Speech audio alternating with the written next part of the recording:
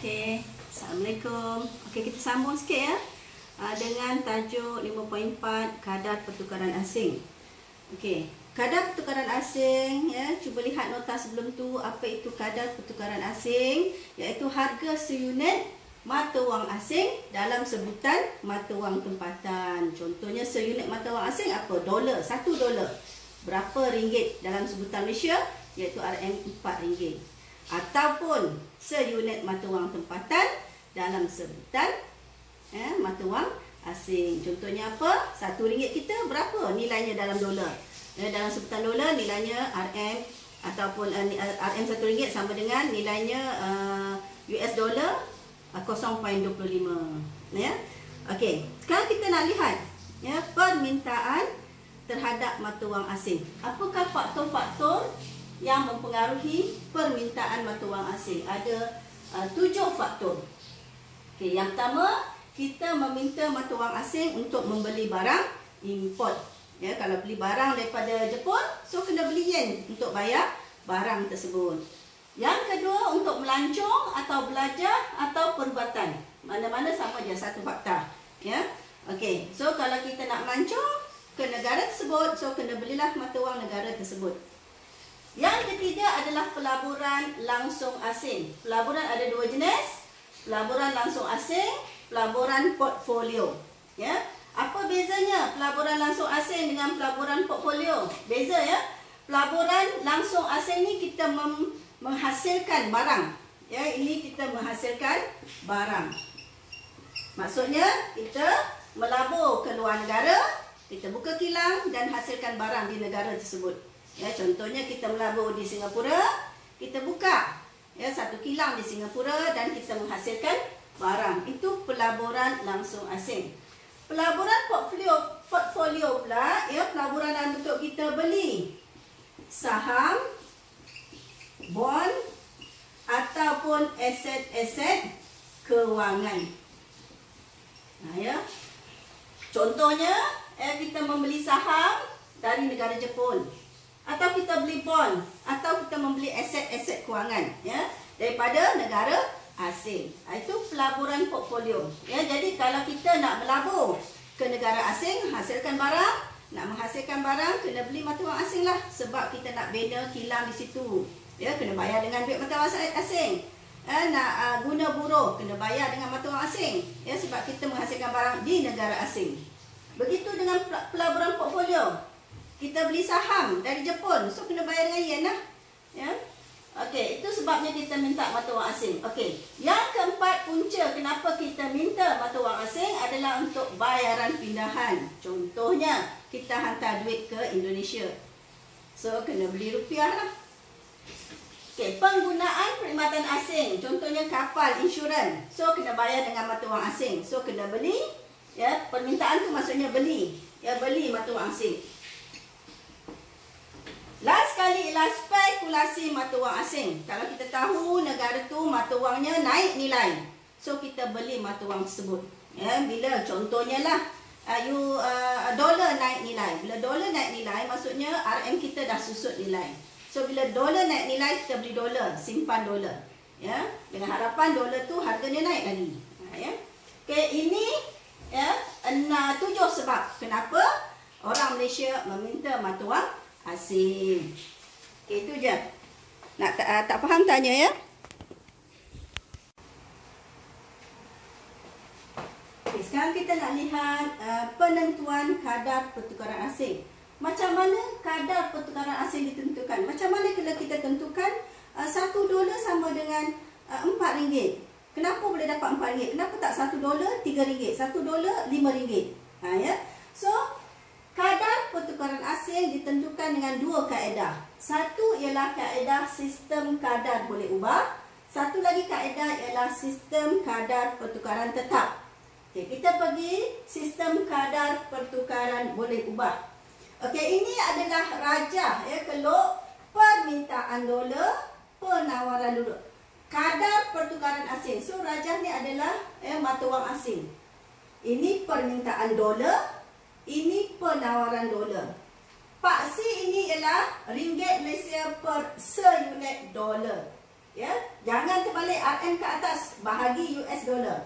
Ya, ringgit Malaysia dalam seunit ya mata wang dolar. Dan ini adalah kuantiti dolar. Kena ingat ya, ini adalah keluk mata wang asing, bukannya RM. Ya, keluk mata wang asing. Okey. Keseimbangan tercapai apabila permintaan dolar sama dengan penawaran dolar. Ya, pada titik E0. Okey, harganya adalah $1 bersamaan dengan RM3. Seunit dolar, maksudnya $1 bersamaan dengan RM3. Okey, seandainya kadar pertukaran tu berada kurang daripada RM3 atau lebih daripada RM3, maka berlaku ketidakseimbangan ya pasaran mata wang asing. Ya, contohnya jika kadar pertukaran tu adalah $1.02.50, lebih rendah tadi, lebih rendah. Ya, so apa yang berlaku kalau $1 sama dengan RM2.50? Ini adalah penawaran dan ini adalah permintaan. Berlaku lebihan permintaan dolar. So apa yang berlaku? Ramai orang nak beli dolar. Tentulah akhirnya harga dolar naik balik. Ya, akhirnya mencapai keseimbangan di E0.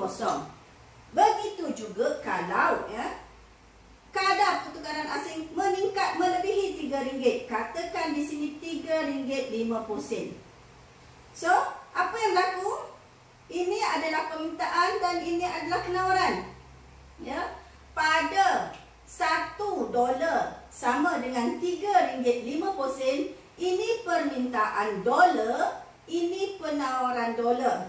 Jadi ya, kita lihat ya, permintaan dolar sikit, penawaran dolar banyak. Jadi berlaku apa? Lebihan penawaran dolar. Ada banyak dolar dalam pasaran, tentulah harga dolar akan turun. Akhirnya mencapai keseimbangan pada E0.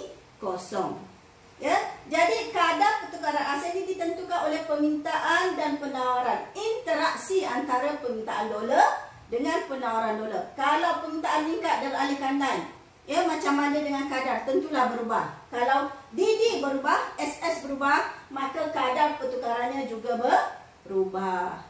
Okay. Dari rajah ini, apa yang kita nampak? Cuba lihat nota cikgu buat ni. Ada dua nota. Pertama, yang kedua. Kalau kadar pertukaran asing turun, ya ini turun. Okey, ini seimbang, yang ini turun. Ya, contohnya $1 sama dengan RM2.50. Maka ini menunjukkan bahawa dolar susut nilai. Ya, dolar susut nilai. Apa maksudnya susut nilai? Susut nilai maksudnya semakin sedikit mata wang tempatan, mata wang RM kita diperlukan untuk membeli $1. Sebelum ni kita beli, nak dapatkan $1 kena bayar RM3. Sekarang kita nak dapatkan $1, kita bayar cuma RM2.50. Kita untung 50 sen. Jadi duit kita, RM kita sebut RM kita naik nilai. Sebaliknya lah, kalau dolar surut nilai, maksudnya RM kita naik nilai. Okay, begitu juga kalau kadar pertukaran asingnya meningkat. Contoh, ya, $1 sama dengan RM3.50. Ya, dia naik. Bila naik, maksudnya dolar naik nilai. Apa maksud naik nilai? Naik nilai maksudnya semakin banyak RM kita diperlukan untuk membeli seunit dolar. Sebelum ni kita bayar RM3 untuk beli $1. Sekarang kita kena bayar RM3.50 untuk beli $1. Itu maksudnya kita rugi 50 sen. Ya. Jadi di sini RM kita susut nilai. Ya. Jadi dia mesti terbalik. Kalau dolar naik nilai, maksudnya kita susut nilai. Kalau dolar susut nilai, maksudnya kita naik nilai. Okey, ini kadar pertukaran boleh ubah. Okey, sekarang kita masuk kepada sistem kadar pertukaran tetap. Apa itu sistem kadar pertukaran tetap? Ya, ialah kadar pertukaran ditentukan oleh bank pusat. Bank pusat yang menentukan kadar pertukaran. Contoh, ini paksi RM per US dollar, ini kuantitas dolar. Ini permintaan dolar, ini penawaran dolar. Keseimbangan dicapai di sini. Maka harga dolar ialah seunit dolar sama dengan RM3. Seunit dolar sama dengan RM3. Jika kerajaan menetapkan melalui bank pusat menetapkan kadar pertukarannya lebih tinggi daripada ini, lebih tinggi ataslah, lebih tinggi. Lebih tinggi di sini. Lebih tinggi. Katakan $1 sama dengan RM4. Kerajaan menetapkan lebih tinggi. So apa yang berlaku? Ini permintaan dolar, ini penawaran dolar. So berlaku apa? Lebihan penawaran dolar. Berlaku lebihan penawaran dolar. So apa kerajaan nak buat ni? Berapa banyak lebihan dia? Cuba tengok sini. Ini adalah Q1, ini adalah Q2. Sebanyak Q1, Q2. Kalau kita lihat di sini kalau konsep RM dengan naik nilai ke susut nilai, sebelum ni kita nak beli $1 kita bayar RM3. Sekarang kita nak beli $1 kita bayar RM4. Kita untung ke kita rugi? Kita rugi sebab lebih banyak RM kita perlu bayar untuk membeli seunit dolar. Jadi di sini RM nilai dia turun. Nilai RM turun di sini. Nilai RM turun ni bukan disebabkan oleh permintaan penawaran, tetapi disebabkan oleh dasar kerajaan menetapkan kadar pertukaran asing pada $1 sama dengan RM4. Jadi nilai RM turun ini kita tak panggil RM susut nilai, tak, kita panggil terkurang nilai RM. Jadi berlaku terkurang nilai RM. Ini dasar kerajaan yang kita panggil devaluasi. Dasar kerajaan iaitu menurunkan nilai mata wang kita, RM. Okey, kenapa nak turunkan nilai mata wang kita? Ada sebab dia. Nanti kita akan belajar. Okey. Jadi jika kerajaan menetapkan kadar pertukaran asing lebih tinggi daripada di pasaran, maka berlakulah terkurang nilai RM. Dasar ini kita panggil devaluasi. So apa kerajaan nak buat? Sekarang ni permintaan cuma Q1, penawarannya sampai Q2. Jadi Q1, Q2 ni berlaku lebihan penawaran. So apa kerajaan buat? Kalau kerajaan tak campur tangan, dolar akan turun nilai hingga mencapai keseimbangan semula. Jadi kalau nak tetapkan $1 sama dengan RM4, kerajaan kena campur tangan. So apa kerajaan buat? Kerajaan melalui bank pusat membeli mata wang asing, simpan sebagai reserve mata wang asing di bank pusat. Okey.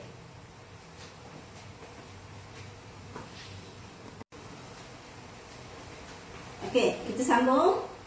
Okey, sebaliknya, jika kerajaan menurunkan nilai kadar pertukaran asing, menurunkan nilai kadar pertukaran asing, iaitu katakan $1 bersamaan dengan RM2 di sini. RM2 contohlah. $1 sama dengan RM2. Sepatutnya $1 RM3. Kerajaan menetapkan lebih rendah.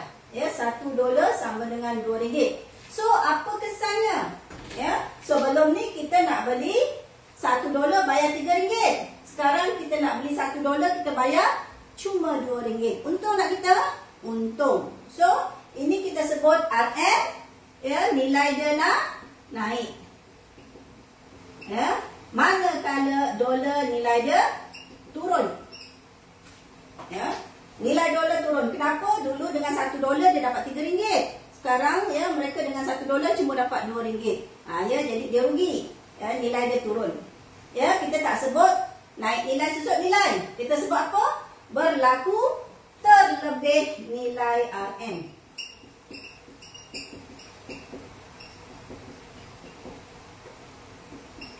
Ya, berlaku terlebih nilai RM. Ya. So di sini dasar ini kita panggil revaluasi. Kerajaan jarang buat revaluasi. Devaluasi memang selalu buat, ya, kerap keluar dalam soalan. Okey. Jadi bila kerajaan menetapkan $1 sama dengan RM2, apa berlaku? Ini penawaran dolar Q1, ini permintaan dolar Q2. So apa yang berlebih? Permintaan. Berlaku lebihan permintaan dolar. Ya, ramai orang nak beli dolar. Dolar tak cukup di pasaran. So apa kerajaan buat? Kalau kerajaan tak campur tangan, ya, dolar akan naik, akhirnya mencapai keseimbangan asal. Ya, kalau nak kekal $1 sama dengan RM2, maka kerajaan kena jual, ya, dolar, ya, untuk memenuhi, ya, permintaan pasaran supaya kekal $1 sama dengan RM2. Okey, itu saja hari ini. Okey. Ini adalah soalan yang pertama. Berbantukan gambar rajah kadar pertukaran asing. So rajah mesti rajah kadar pertukaran asing. Terangkan kesan ke atas nilai RM apabila negara mengalami inflasi 10 markah. Okey, cuba lihat kata kunci. Rajah mestilah permintaan dolar, penawaran dolar.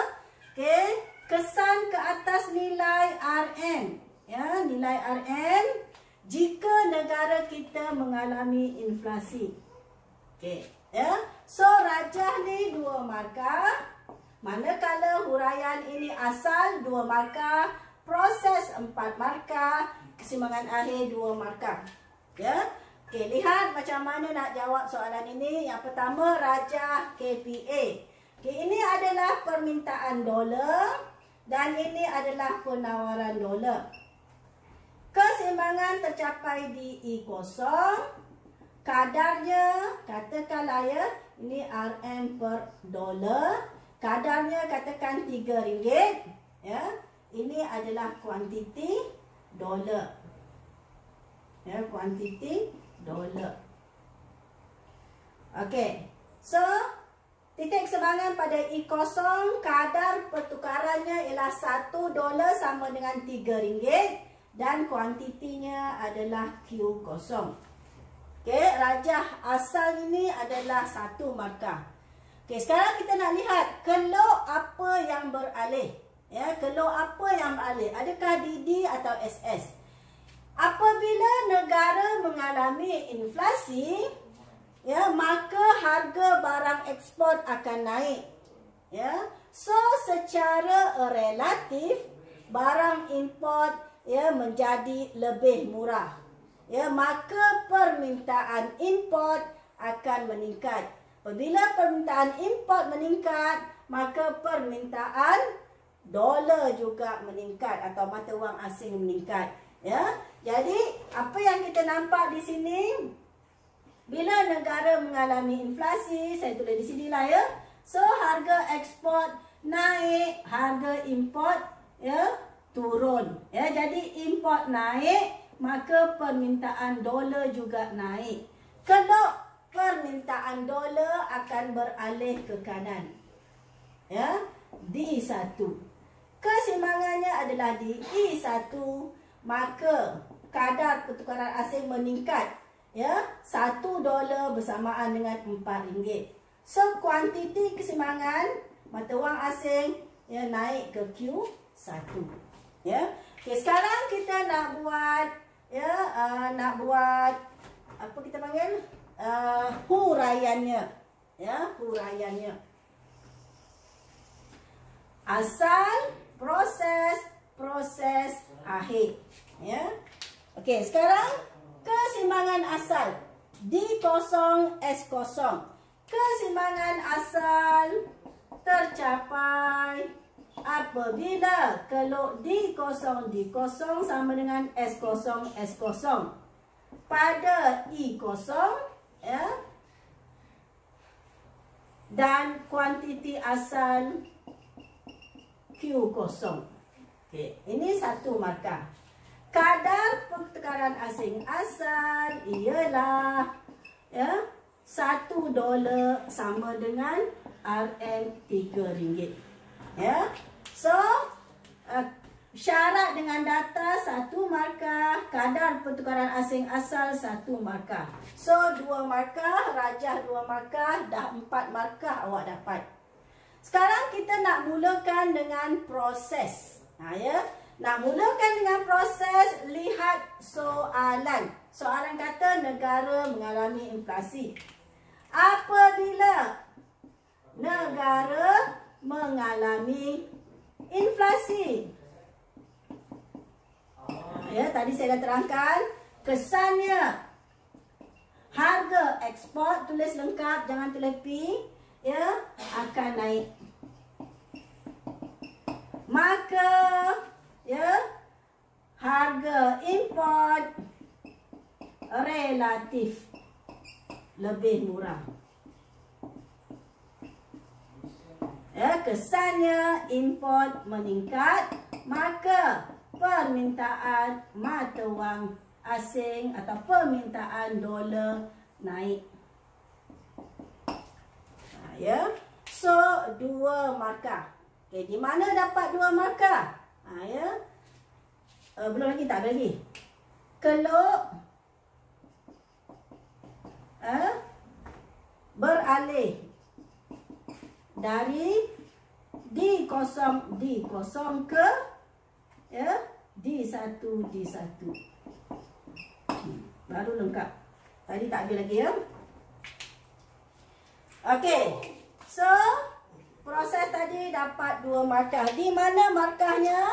Ya, di sini, ya, daripada ni, ya, sampai sini, harga relatif ni, ya, murah, import naik. 1 markah. Ya. So, permintaan dolar naik, keluk beralih 1 markah. Ya, ingat, ya, proses 4 markah. Ini baru 2 markah pertama. Sekarang kita nak lihat apa yang berlaku pada kadar yang asal. Ya. Pada kadar yang asal ialah $1 3. Pada $1 sama dengan RM3. Apa yang berlaku di situ? Ya. Pada, ya, kadar $1 sama dengan RM3, apa yang berlaku? Kita lihat rajah di sini. Pada $1 sama dengan RM3, iaitu pada titik cemerlang asal, lihat D1 di sini. Lihat S di sini. Di sini, S di sini. Ya, apa yang kita nampak? Berlaku lebihan permintaan dolar. Ya. Jangan tengok yang ni, Mek Kak Cikgu cakap. Jangan tengok yang ni. Ya. Tengok D1 dengan S. Sebab S tak berubah. Sel S di sini, D1 di sini. Ya. So, berlaku lebihan lebihan permintaan dolar. Berlaku lebihan, ya, permintaan dolar. Ya. Okay, ini 1 markah. So, apa kesannya jika berlaku lebihan permintaan dolar? Ya, lebihan permintaan dolar ni menyebabkan nilai dolar naik. Ya, kesannya nilai dolar naik. Okey, 1 markah lagi. Okey. Okey, so proses 4 markah dah cukup lengkap, ya. Pada $1 sama dengan RM3 berlaku lebihan permintaan dolar. So, kesannya nilai dolar naik. Ya. Okey, keseimbangan akhir tercapai. Di sini asal, yang lupa. Asal. Keseimbangan baharu tercapai apabila keluk baru D1 sama dengan S0 pada I1. Ya, okey, apa yang nampak? Ya. kuantiti dolar naik dari Q0 ke Q1. Okey. Apa lagi nak cerita? Ini baru satu markah. Ya. Tengok soalan. Dia kata huraikan kesan ke atas nilai RM. So kena cerita akhir sekali macam mana dengan nilai RM. Nah ya. So pada kadar pada $1. Nah ya. Pada $1 sama dengan RM RM4. Apa yang berlaku kepada RM kita? Ya, RM mengalami susut nilai. Nah, ya, barulah dapat satu markah lagi. Nah, ya, barulah anda menjawab ya kehendak soalan, iaitu markahnya 10 markah. Rajah 2 markah. Ya, asal mesti ada ya syarat dan juga data dan kadar yang betul. Ya, dapat satu-satu. Kemudian apa terjadi pada kelok tadi? Ya, kemudian kelok apa yang beralih? Satu-satu. Kemudian pada titik asal apa berlaku? Lebihan. Ya, permintaan dolar 1 markah. So kesannya kepada dolar naik 1 markah. Okey, keseimbangan akhir syarat dengan data 1 markah. So, akhir sekali dia tanya RM macam mana. So, pada kadar yang baharu, RM kita mengalami susut nilai. Ya. Okey, semula sekali 10 markah.